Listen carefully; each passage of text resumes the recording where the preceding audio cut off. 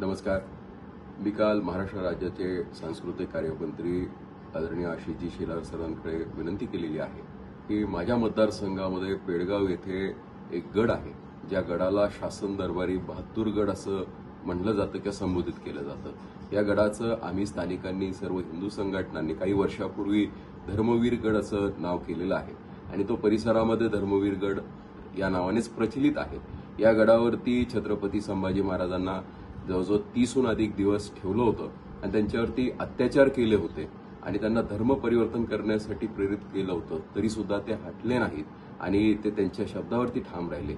अशा छत्रपती संभाजी महाराजांना अभिवादन करण्यासाठी या गडाचं नाव धर्मवीर गडच असलं पाहिजे, ना की बहादूरशाहच्या नावाखाली जे बहादूरगड हे नाव दिलेलं आहे तर हे बदलून धर्मवीर गड हे शासन दरबारी करावं अशी मी त्यांना विनंती केलेली आहे. आणि मला खात्री आहे की या विनंतीला मान देऊन ते लवकरच या गडाचं धर्मवीर गड असं नामांकन करतील.